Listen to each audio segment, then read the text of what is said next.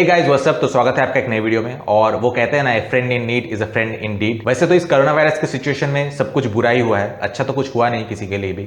बहुत जाने गई है, दुनिया में पूरा कैओस है। लेकिन एक ही चीज़ है जो इंडिया के लिए हम कह सकते हैं कि थोड़ी बहुत अच्छी हुई है, और वो है कि इंडिया को ये पता चल गया है कि अर्जेंसी के टाइम पे, डिफिकल्ट सिचुएशन में कौन इंडिया के साथ खड़ा है और कौन इंडिया के खिलाफ। तो आज का जो वीडियो है वो है डिफिकल्ट सिचुएशन में साउथ कोरिया ने हमें कैसे हेल्प किया।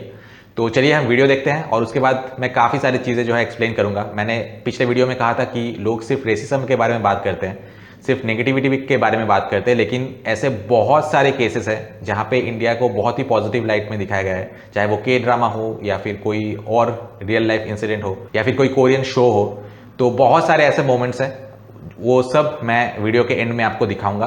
तो चलिए सबसे पहले वीडियो देख लेते हैं और उसके बाद इसके बारे में डिस्कस करेंगे। तो शुरू करते हैं। 현재 세계에서 코로나19로 가장 고통받고 있는 국가는 바로 인도입니다. 현재 전 세계적으로 촉각을 곤두세우고 있습니다. 확인되었기 때문인데요. 이미 전체 인구의 절반 이상이 화이자 백신을 접종받았기 때문에 현재 이스라엘 거리에서는 대부분이 보시는 것처럼 마스크를 착용하지 않은 채 단체로 모여 시간을 즐기고 있습니다. 그런데 이번 인도발 변이 바이러스 때문에 다시 한번 비상이 걸렸죠. 그런데 놀랍게도 한국이 이러한 인도 문제를 한 번에 해결해 버리면서 전 세계가 한국의 빠르고 강력한 조치에 열광하고 있습니다. 가장 먼저 한국이 공개한 것은 인도 변이까지뿐만 아니라 인도, 미국 캘리포니아발 등 7개의 변이 검출 기능이 추가되었습니다. 정확도도 무려 99%에 달하고 검출 시간은 고작 1시간. 기존에 있던 일본산과 베트남산 진단키트로는 판별조차 불가능했던 인도발 변이 바이러스를 이렇게 한국이 잡아내면서 전 세계인들은 안도의 한숨을 쉬고 있습니다.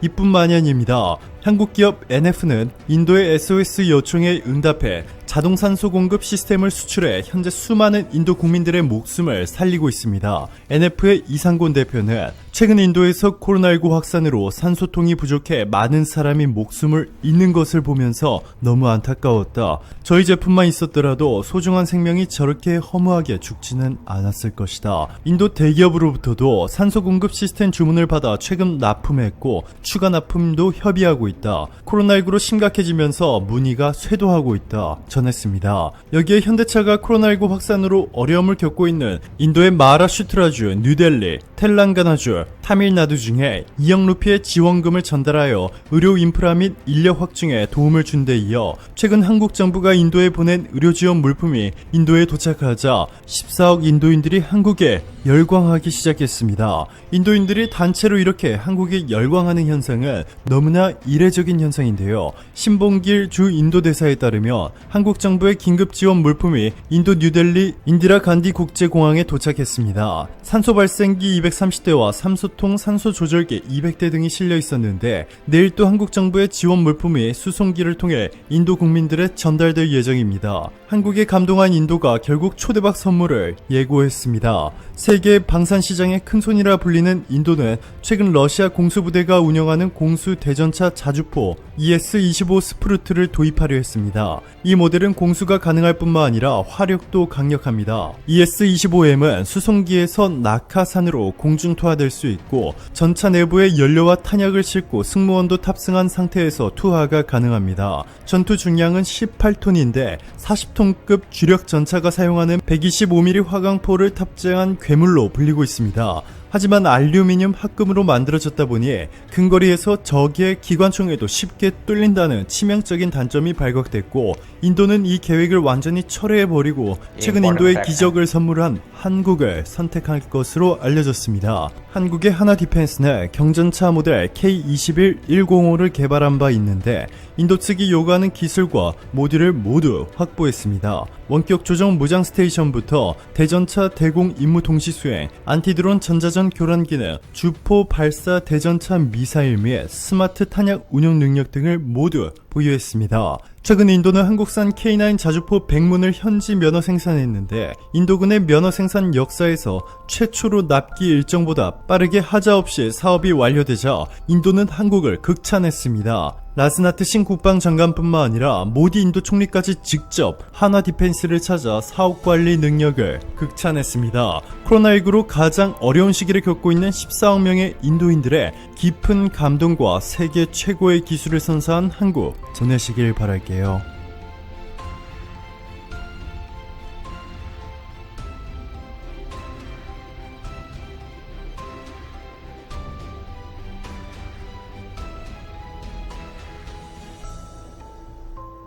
इसे कहते हैं न्यूट्रल रिपोर्टिंग।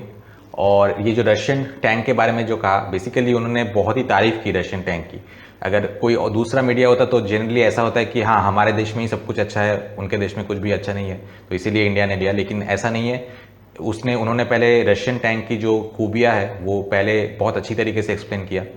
लेकिन उसके बाद जो मेन कॉन है, the one and only con, जिसके लिए इंडिया कोरियन टैंक को कंसिडर किया, तो ये मुझे भी नहीं पता था। ये इंपॉर्टेंट इन्फॉर्मेशन है, क्योंकि मुझे भी लग रहा था कि भला रशिया से टैंक खरीदना क्यों बंद कर दिया इंडिया, या फिर क्यों कम खरीद रहे हैं। तो ये इस वीडियो के बाद देखने के बाद मुझे पता चला कि यही मेजर कौन था एक रशियन टैंक की। वो एल्यूमिनियम से, कुछ पार्ट्स एल्यूमिनियम्स के हैं जो इजीली मशीन गन भी उसको अगर क्लोज कॉन्टैक्ट में होगा तो उसे बिल्कुल झल्ली कर देगा।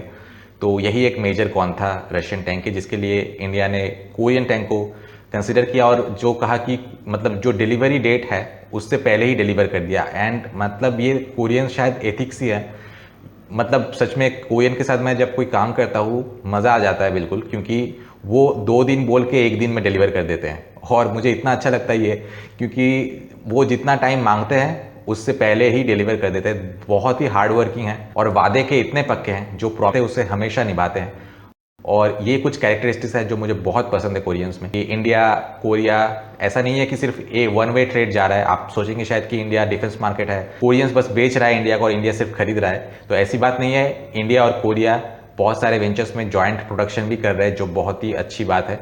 तो वन वे ट्रेड नहीं है, दोनों तरह से ही है। और जो जॉइंट प्रोडक्शन है, I am always for that, always rooting for that, क्योंकि जॉइंट प्रोडक्शन से काफ़ी, फॉर एग्जाम्पल इंडिया और रशिया ने मिलकर ब्राह्मोस क्रिएट किया और फिर ब्राह्मोस अब इंडिया सेल कर रहा है, तो इंडिया को तो प्रॉफिट ही हो रहा है ना। तो ऐसे जॉइंट प्रोडक्शंस इंडियन इकोनॉमी के लिए भी बहुत अच्छा है, और इंडियन साइंटिस्ट भी इससे बहुत कुछ सीखते हैं, जिससे कि वो आगे भी बहुत कुछ नया इनोवेट करके कुछ नया बना सकें। तो अभी मैं कुछ रेफरेंसेस दूंगा, वैसे तो काउंटलेस है, एक वीडियो में मैं सारे नहीं दे सकता, तो कुछ आधा रेफरेंस मैं इस वीडियो में दे रहा हूँ, और हो सकता है आने वाले कोरिया के बारे में वीडियोस होंगे उसमें और भी ज़्यादा रेफरेंसेस मैं दूंगा। तो drama welcome to Waikiki, amazing drama, मतलब शुरू से लेके अंत तक हंसते हंसते पेट में दर्द हो जाता है। तो यहाँ पे जो लीड एक्टर है वो एक बहुत बड़ा डायरेक्टर बनना चाहता था, और उसके सामने एक सीन पे 3 इडियट्स का पोस्टर लगा हुआ था, जहाँ पे वो देख के वो एक इंस्पायरिंग सीन था कि वो इतना बड़ा डायरेक्टर बनना चाहते हैं जैसे कि 3 इडियट्स फिल्म का है।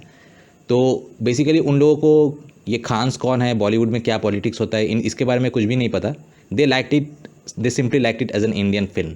बाहुबली भी साउथ कोरिया में बहुत फेमस है, और मैक्सिमम जो भी इंडिया फिल्म रिलेटेड, चाहे वो साउथ के फिल्म्स हो या फिर कहीं और के, जो भी इंडिया रिलेटेड वीडियोस रहते हैं, Indian films related videos YouTube में, उन सारे ही वीडियोस में काफ़ी सारे व्यूज़ मिले होते हैं। यहाँ पे famous drama crash landing on you, यहाँ पे एक इंडियन कोट यूज़ किया गया है, आप देखिए। 인도 속담에 그런 말이 있대요. 잘못한 기차가 때론 목적지에 데려다 준다고. 나도 그랬어. तो ये सारे ही फेमस है। वेलकम टू वाइकिकी भी बहुत फेमस है। सारे ही एकदम हिट ब्लॉकबस्टर ड्रामा की मैं बात कर रहा हूँ। इस ड्रामा में एक डार्क स्किन्ड इंडियन ब्यूटी, यहाँ पे उनको बहुत खूबसूरत दिखाया गया है, जिस पे सारे कोरियन लड़के मरते हैं। 그건 마치 영화 속 같았다고나 할까?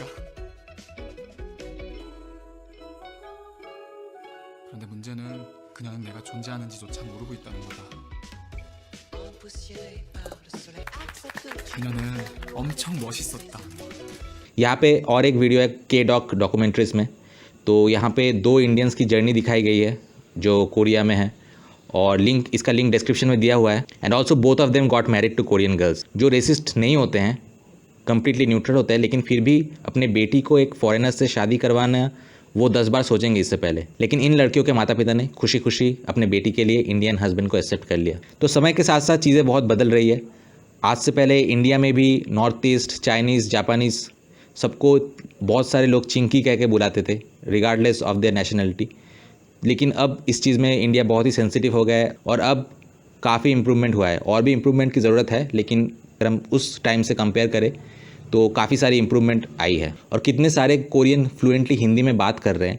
कोई भी लड़का या फिर लड़की सिर्फ किसी को ट्रोल या फिर किसी को दिखाने के लिए हिंदी एक पूरा लैंग्वेज नहीं सीख सकता। मुझे भी लैंग्वेज पता है, मुझको पता है कोई भी उतना हार्डशिप, एक लैंग्वेज सीखने में जितना हार्डशिप होता है, कोई भी सिर्फ अगर दिल से उस लैंग्वेज के ओर उसका आकर्षण ना हो तो कभी वो लैंग्वेज ठीक से सीख नहीं पाएगा। लैंग्वेज सिर्फ वही सीख पाते हैं जो उस देश के कल्चर, उस देश की भाषा को सही में प्यार करते हैं, तभी एक लैंग्वेज सीख पाते हैं। या ये कोई हलवा नहीं है कि कोई भी लैंग्वेज सीख लेगा। बहुत कोई स्टार्ट करते हैं लेकिन वो एंड बहुत जल्दी ही वो इंस्पिरेशन चला जाता है।